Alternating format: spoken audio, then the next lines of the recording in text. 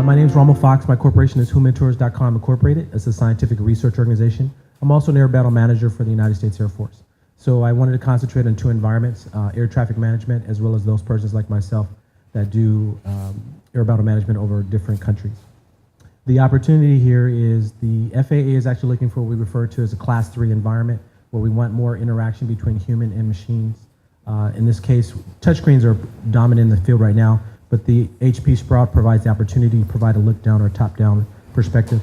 Right now, the screens are monochrome, and it's very hard to distinguish, or what we say, discriminate between identifiers, but it'd be great with the new device to actually be able to use both displays, as well as allow for interaction for touching, directing aircraft, and so on, either with gestures or through touch. My team, is made up of Pedro. Where is he? Somewhere near? Over there. Michelle. We all had to actually learn WP, Windows Presentation Foundation, and so it was a great immersive learning experience for all of us involved. And then the demo later, demo 4, we can actually use both screens. You can touch and maneuver the aircraft. So the intent here is to offer simulators as well as a game. It also makes for a great screensaver. And then lastly, the intent of this, we do want to work on it further because my corporation, we do things not just for Hackathon, but for commercial needs and so on. Again, the idea would be to offer this both for simulating flight training as well as for those who are in the air traffic environment. Thank you. What we want to do was to recreate the environment that an air traffic controller, or in my case an air battle manager, would have to do. Our stations are no different than laptop monitors or actual desktops.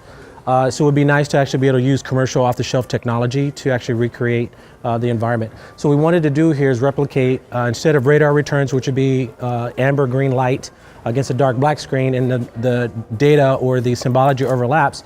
In this particular scenario, we have the 2D representation, but as you can see, there's no spatial separation, so the mat or horizontal mat would actually allow for the air traffic controller to actually see the separation, and you can actually click and actually move the different aircraft.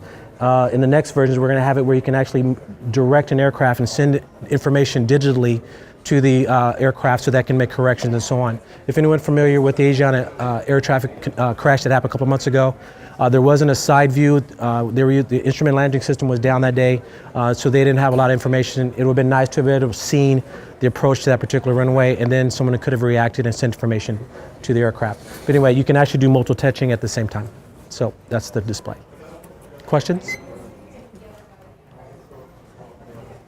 Judges, questions?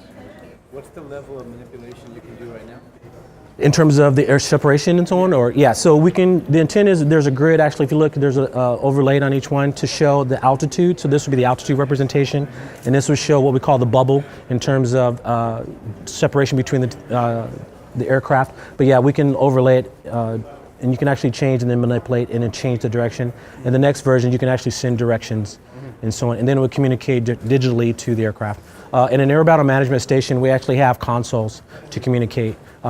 So that we wanted to do that as well, but we learned the different limitations of WPF. So it was a new thing.